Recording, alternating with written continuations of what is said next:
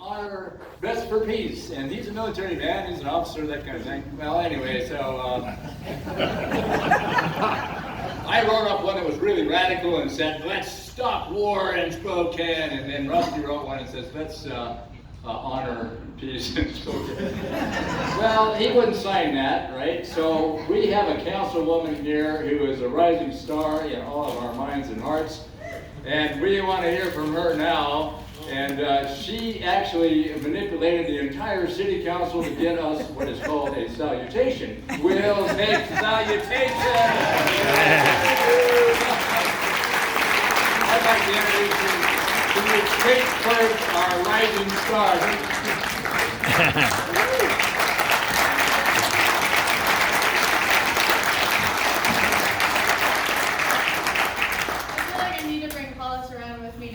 Everywhere again. Thank you everyone for having me.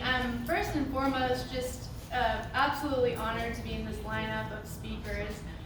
Could never imagine being in a place like this, and thank you so much for all of your words and for coming to this convention. So, as Hollis mentioned, my name's Kate Burke. I'm on the Spokane City Council, so welcome to our city.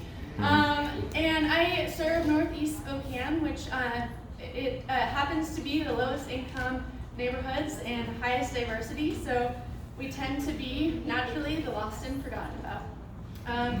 So you might be asking yourselves why you're here today and why you're here this weekend, what you're going to learn and how you're going to bring that back to your communities.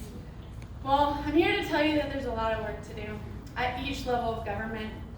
I'll share a story about what's happening here in Spokane and why we need you guys in your local communities. The other day I decided to go out with our cops. We have a program that helps our law enforcement take down campsites where our unhoused folks are living. And they wanted me to go because I seem to be opposed to it. So I thought if I went, maybe I would learn something. Instead, quite the opposite happened. As you can imagine, it was a really traumatic experience for me. We went into a campsite. A gentleman named David wasn't doing anything except sleeping in his tent along the river. And the cops woke him up and asked him to get out of the tent, and he immediately said, "It's my constitutional right to be here. I'm not doing anything wrong. I have cleaned up my trash and I have nowhere else to go." They called that being defensive with them, so they actually handcuffed him.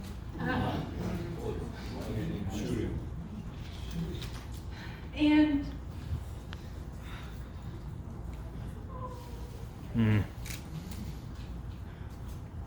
this was so hurtful. This is one of our community members that needs our help. They were able to arrest him because he had 2 warrants out for his arrest for shocker, camping. And they took him to jail and put a 48-hour notice on his tent. In 48 hours, the cleaning department can go back and take his stuff. We must act now. But when the rest of the world doubts, Veterans for Peace build. Because you know, veterans, that we cannot wait. We must act now, especially in times like these. When the violence we once extorted overseas finds its way back home, when the seas themselves are giving away, breaking icebergs, and the ice agents are breaking families apart, we cannot wait for what seems reasonable. Actually, no. We must be reasonable and demand the impossible. And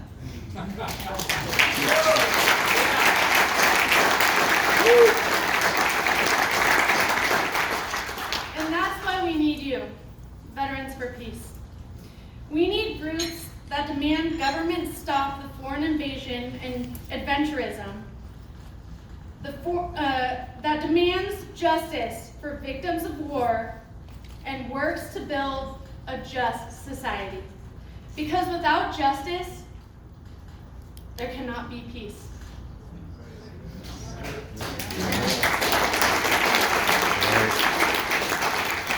And let me assure you, Those demands are being heard. Just last year, the Spokane chapter of Veterans for Peace helped me pass a resolution declaring Spokane a nuclear-free zone. Yeah.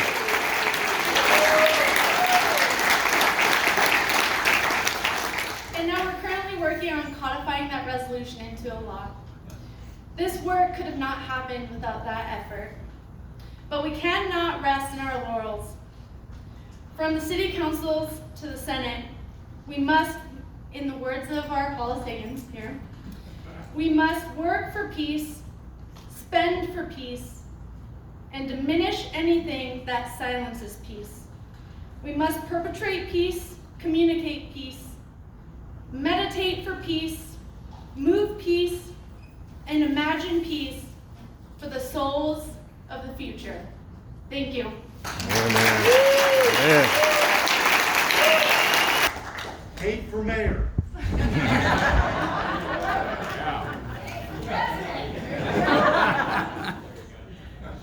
I'd second the nomination, but I don't live inside city limits anymore.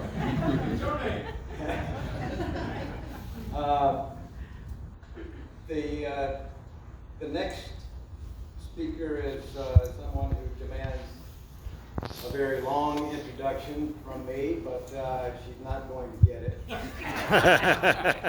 Because she appreciates that we have a particularly special relationship. And so I'm just going to bring her up here and tell you that Liz Moore is the director of the Peace and Justice Action League of Spokane.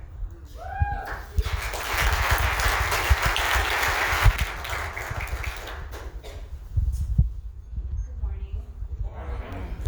Rusty is the guy that answered the phone when I looked up peace in the phone book in 1991 before I goes to Iraq. So it's really an honor to be anywhere he is, to be here with you. And particularly, I just feel so humbled to be here with Carol and Pat and Darlene and Deb. Deb, it's so meaningful to hear you speak and to hear you sing.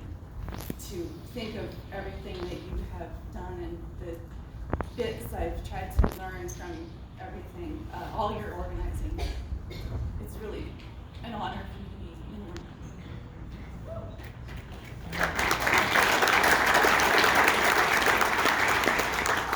And I want to begin by respectfully adding my own acknowledgement that this event is held in the occupied lands of the Spokane people who have stewarded this land through generations, as Deb is referring to now. And I want to pay my respects to elders both past and present. It's just imperative that we counter this doctrine of discovery with the truth about the people who are already here.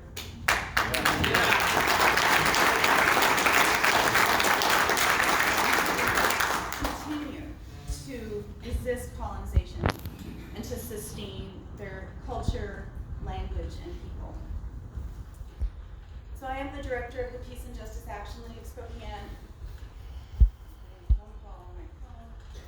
Awkward. Okay, here we go.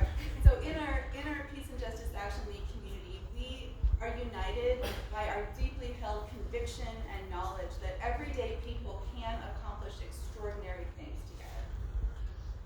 And we are united in our commitment to continue to build a movement that is deep enough, broad enough, bold enough, and powerful enough to expose and transform systems of violence and oppression, to build a just and nonviolent world.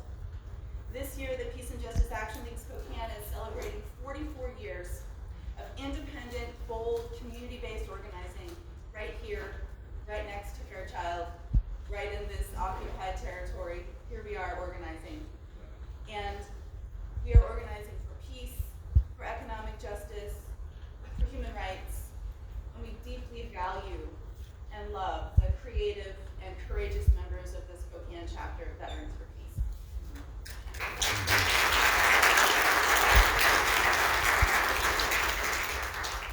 And I don't need to tell any of you, we are in absolutely terrible times of escalating belligerent militarism, misogyny, ideological and structural white supremacy, and white nationalist organizing. And I know that I'm not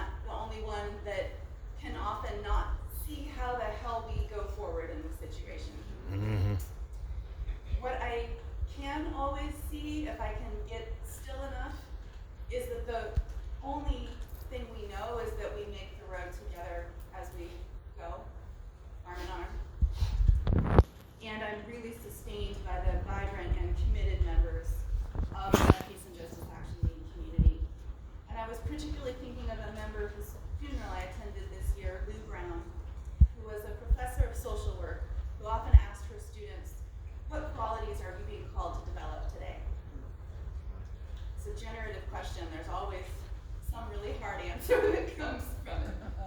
And I think that we are being called to develop the courage to be vulnerable together, the courage to rise together while not knowing what we can actually succeed at or when, no matter how strategic we are, the courage to take on struggles to transform systems of violence and oppression, knowing that if we are brave enough often enough, we will not win every fight. And we sure don't. And that means that as we are rising together, we are being called to risk heartbreak and to actually feel it. As Brene Brown says, to be both brave and brokenhearted, to support each other, to seek to learn, and then do it all again. We are called to develop the courage to see the ways that we ourselves replicate harmful and dangerous systems and practices so that we can build healthy relationships and a healthy movement. We are called to dismantle ideological and structural white supremacy, one of the core foundations of this country that drives our criminal justice system, drives our dominant white culture, drives our national stories about ourselves and what role we are taught this country should have in the world, that makes us so collectively vulnerable to being manipulated into war and exploitation, dehumanization, separating families, deeply internalizing this concept of a racialized other that is to be feared, to be demonized, to be brutalized and subdued. And we're called to dismantle patriarchy and toxic masculinity, which normalizes violence and domination and prohibits vulnerability, authenticity, and accountability. We are called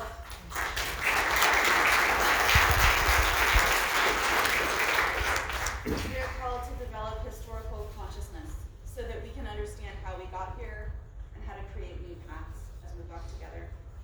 And finally, and most vibrantly, I believe we are called to develop community, which, as I learned in the labor movement, means if you take one of us on, you take all of us on.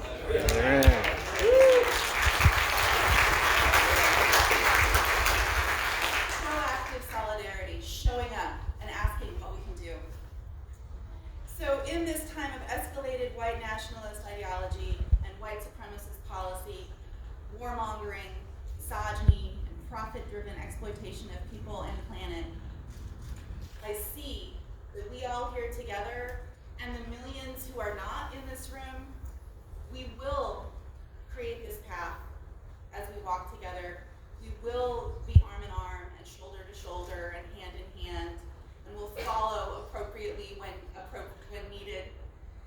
We will find and create ways to defend each other, to care for each other, to recognize the sacredness that we all bring. So thank you very much for coming to Spokane. Thank you for coming together, and thank you for letting me be part of your event this morning.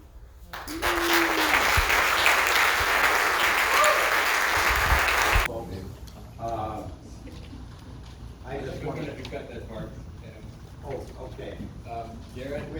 We're listed, I guess. Yeah, Garrett, Jerry, and Michael are supposed to speak right now, but we're running out of time. So, Michael, what do you want to do? Jerry? Okay. You had to stop asking me what I wanted to do. Well, we're all here. No, we're not. Hi, We have more Jennifer. coming. Welcome, everybody, to the Veterans for Peace Convention in Spokane, Washington. So great to see so many good friends and fellow activists. The theme of this year's convention could not be more timely. Sacred land, sacred lives, peace knows no borders. This is our challenge in a time when it often seems as if nothing is sacred and war knows no borders. We in Veterans for Peace are only too aware that the future of human civilization itself is in great peril. Not the distant future, but the immediate future. We are facing two existential threats: climate catastrophe and nuclear war. It seems as if they are in a race to see which one will get us first. We have a president and political leadership who are doing little to nothing to address climate change, and who are busy tearing up vital nuclear arms treaties and restarting a dangerous arms race. U.S. troops continue to fight in Afghanistan, Iraq, Syria, Yemen, elsewhere, too many places, and the U.S. is creating conditions for a war against Iran. U.S. regime change operations have been renewed in this hemisphere. National Security Advisor and warmonger John Bolton has labeled Venezuela, Nicaragua, and Cuba as the troika of tyranny that have met their match in the Trump administration. U.S. intervention is evolving into a hybrid warfare that combines threats of direct intervention, massive regime change propaganda, promotion of internal chaos and conflict in the target countries, and economic warfare. The word sanctions does not really do justice to how the U.S. is systematically strangling the economies of Iran and Venezuela. Aside from withholding U.S. trade and aid, the Trump administration is pressuring international lending institutions not to lend funds for infrastructure improvements and other necessities. Countries, companies, and banks that dare violate the U.S. economic blockades will be cut off from doing business in the U.S. and punished in other ways as well. A study by the Center for Economic and Policy Research recently revealed that 40,000 Venezuelans have died as a result of the U.S. economic blockade, which is not only targets Venezuela's vital oil production, but it also, and remember, Venezuela's got the largest reserves of oil, no coincidence there, but it also makes it difficult for Venezuela to buy much needed foods and medicines on the international market. Veterans for Peace must oppose this economic warfare just as we oppose military intervention. Yes.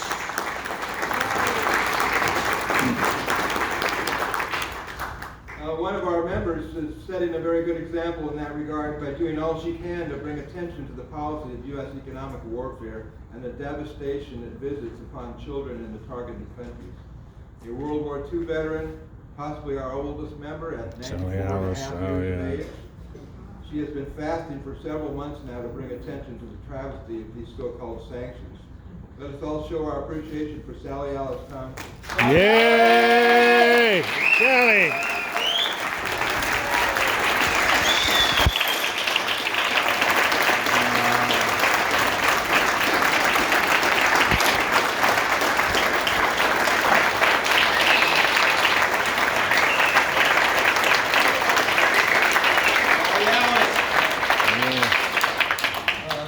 Sally Alice went without any food at all for, I don't know, a week or 10 days until she started losing her mind. And then she decided to maintain a daily fast by skipping her lunchtime meal. So she's been doing that for a couple months now, I think. And she reports that she gets pretty hungry every day at midday. And she encourages people to join her in fasting if they are so moved. But more importantly, she wants us to sign an online petition she has on change.org. It's called, you can go there at change.org and look for FAST, F-A-S-S, Fast Against Sanctions and Sieges. So thank you so much, Sally Alice, for showing that example. I'm sure a lot of people will want to talk to you about it this weekend. We're pleased also to have many special people participating in this convention. Like every single one of you is really special. Certainly there's too many to name right now, but I do want to name a few. Ruth Alua is here representing the righteous struggle of Indigenous Hawaiians to preserve their sacred lands and culture. And Ruth will be our keynote speaker at our banquet on Saturday night. Give a hand, Ruth. Yeah.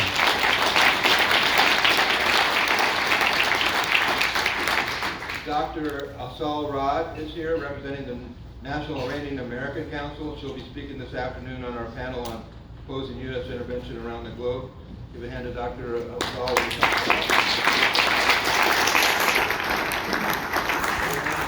You want to stand up so people can see you and say hello to you later? Thank you.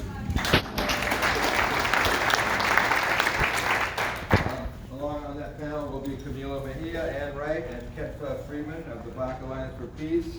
Tonight at our community public event, we're going to hear from Brittany DeBarros and Danny Shearson.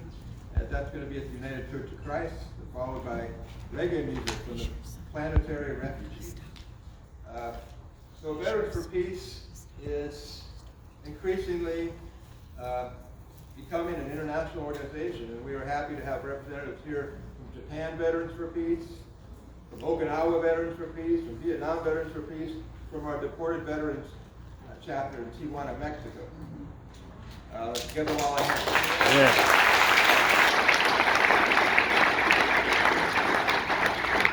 I also want to give a shout out to Ireland Veterans for Peace, who are doing so much to support U.S. VFP members Ken Mayers and Tarek Cobb. Who are not here.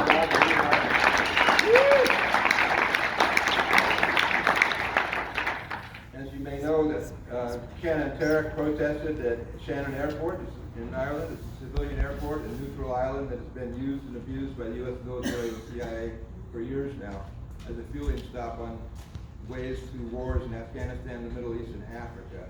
So this is another front in the worldwide struggle against U.S. militarism that Ireland VFP has taken the lead on. Closer to home, I want to acknowledge the presence of Chuck DeWitt and Peter Aronson of Humboldt Bay Veterans for Peace, who are responsible for the rebuilding and rebirth of the Golden Rule Peace Boat.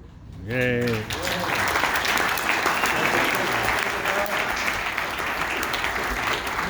Stand up. Stand up, Peter and Chuck, if you can. And Chuck actually coordinated the reconstruction of the boat. And Peter and the Humboldt Bay chapter have raised thousands of dollars for the Golden Rule Peace Boat, and including donating our much appreciated lifeboat.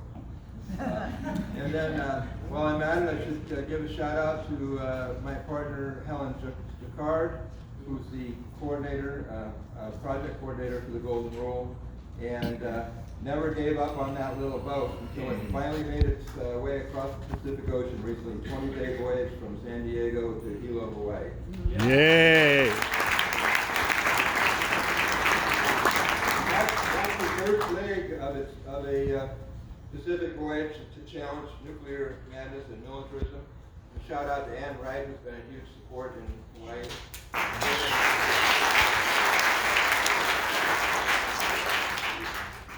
So a couple of other notes before I pass the baton here. Every year, a number of VFP members pass from this earth.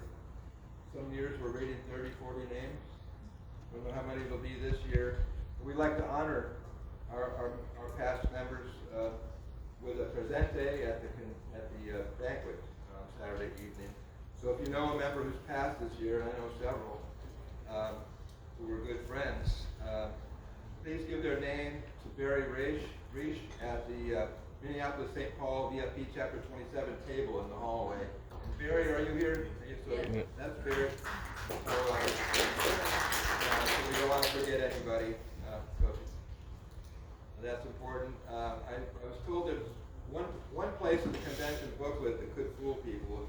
There's at least one place in the booklet where it says that the afternoon workshops are beginning at 12:15. That's actually our lunch time. So what time is the afternoon workshops are actually beginning? Yeah. 1:15. 1:15. Okay. So But it's correct in the smaller one. right. It's correct in several other places in the booklet too. And then finally, I wanted to remind everyone that the board and staff of Veterans for Peace are committed to making sure that our convention is a safe space and welcoming space for all. And please make sure you treat everybody with understanding and respect. Every year we hear of instances of sexual harassment or unwanted touching, causing discomfort and trauma sometimes. Remember that not everybody is expecting a big bear hug from you. So get their permission first. And if you witness inappropriate behavior, please discourage it if you feel comfortable intervening and do so effectively, or report it to designated members of the board and staff. We have several people actually. Garrett, maybe when you're up, or Michael, you can name those designated people, but consider to come to any staff person or board member, and including me, and bring that to our attention. We'll try to address it.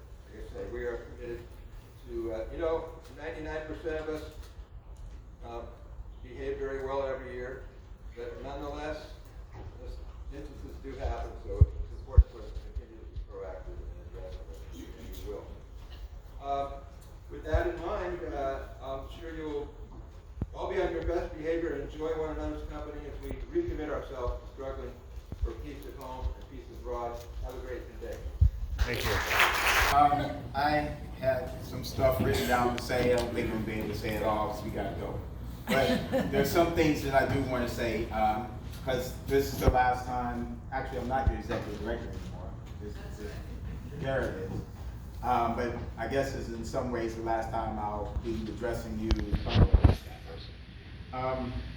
Some things over the many years I joined in 2003, at least from my perspective, and I learned from Klein about building coalitions, is that Veterans for Peace has a family.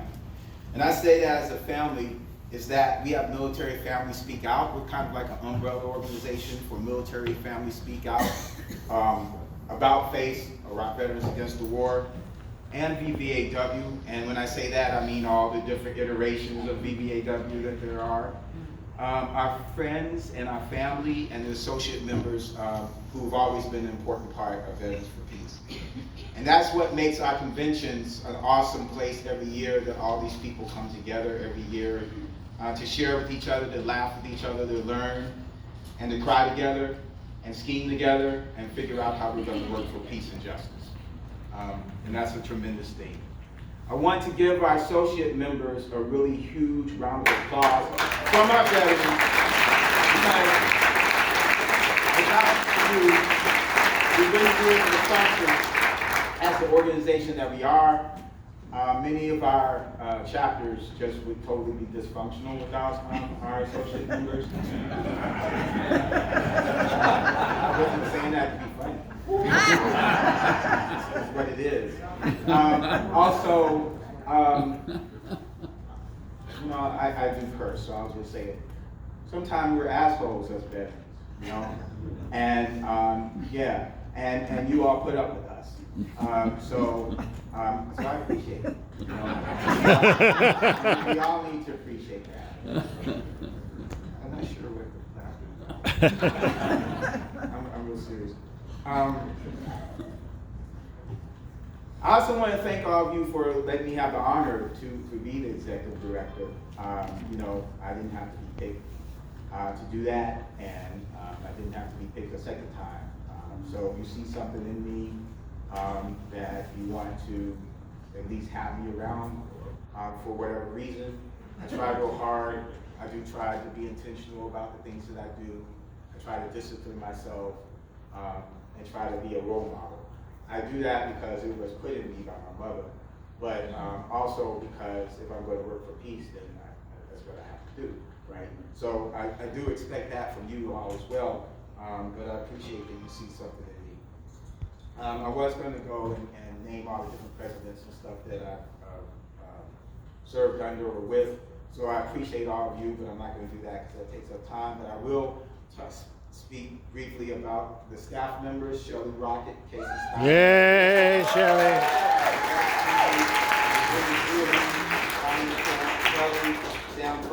Samantha Ferguson, Gail Kano, and Helen Jacquard.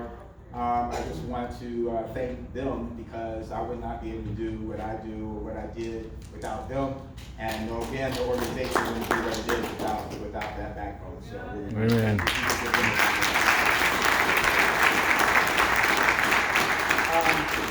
Also, I want to thank Garrett for taking the job because I did call him up and let him know that it was happening and to hopefully put in his application, and he did. And I'm grateful to the board for picking this person. I spoke to that a little bit last night. I'm really excited about Garrett, and I'm not worried like I was before. It turned out to be a good reason to worry, but that's not, I don't need to worry about that anymore. So the importance of Veterans for Peace, I know all of you all hope understand how important we are, but important also means our responsibility. We are a product of what we're trying to stop. Most people aren't necessarily the product of what they're trying to stop per se. We are definitely that. We also deal in death. In fact, we were death dealers, either in support of death or we actually took people's lives.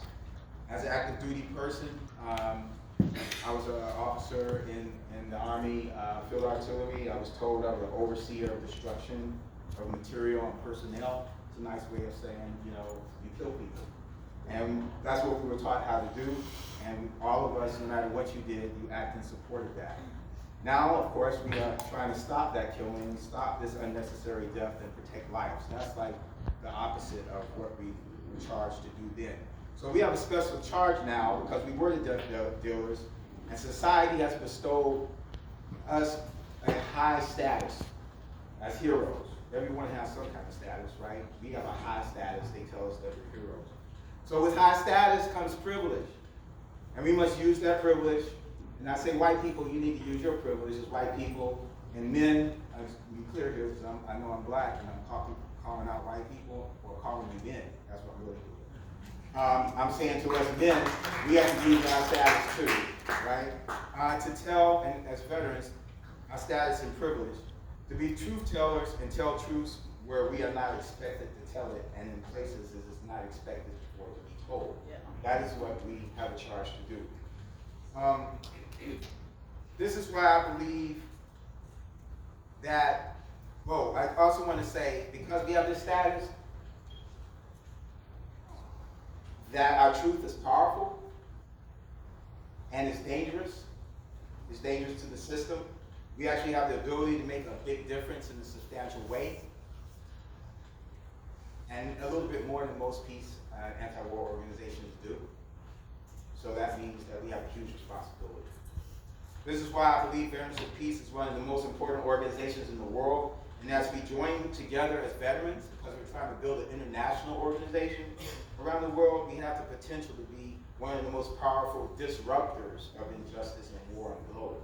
That's a huge responsibility. In fact, our name, Veterans for Peace, is powerful. It runs many veterans away because they're not prepared to face the truth of what we have done, and they're not ready to do what it takes to be a veteran for peace. And I say that with a small v, a small f, and a small p. Because I was trying to be that before I knew anything about you. However, you have shown that you are brave and you are fierce, and you dare to challenge yourself and dream of a better world. And I honor you for that, and I thank you for that.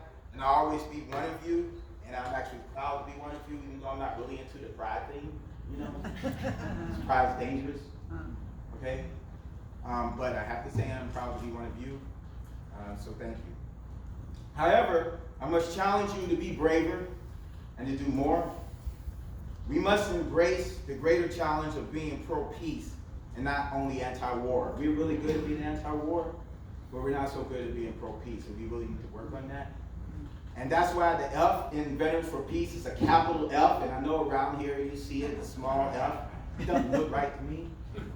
Klein pounded into my head, so I can't not see that it's got a small F. That should be a capital F because we're for peace. So please remember that when you write Veterans for Peace, write with capital F. Why? Because peace does not begin with, this is why it's hard to embrace peace and take on this challenge. Because peace does not begin with what others do. It begins with what I do.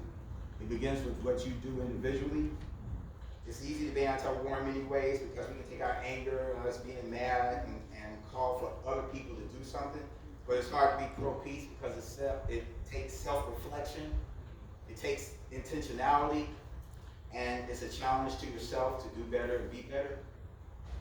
So when I hurt others, I must hold the responsibility and be humble with amends. I must be humble. The person doesn't have to forgive me, and they don't have to accept at the beginning that I did them harm, and then I'm sorry. I mean, I've been beat up, not physically, but mentally by people I've harmed, and I just took it. And it's interesting how over time, if I just take it so they can see that I'm really sorry, then sometimes they forgive me. And that's how you work for peace as far as I'm concerned. We have to help each other. That's a huge part. We have to help each other, because if we don't help each other, then how do we even know we're doing the right thing? So we must do that. That's the only way we will build a peace and just world. And I just want to say about that, I am trying to deconstruct the world that we're in, but the peaceful and just world is just not going to sprout up. Yeah. Right? It's got to be built. We have to build it. And trying to skip some stuff here. I am not interested in only being anti-war, anti-racist, anti-patriarchal, anti-imperialist, or anti-anything. I'm seeking transformation. That's what I'm seeking. And transformation is hard.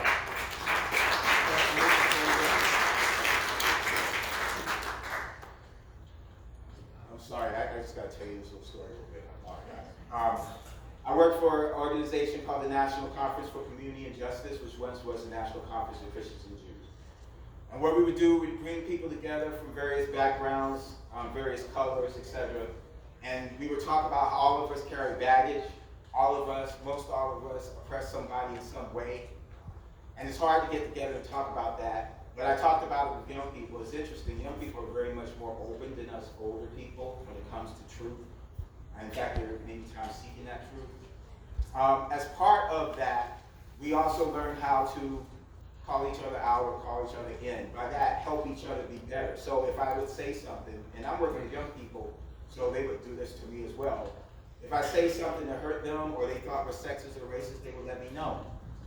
And I would have to listen, or they would have to listen to me. And it's interesting, when we built that community, we were helping each other be better. And then when we left the community, we actually had to decompress because we were coming back to the real world. And the real world is hard that people don't want to hear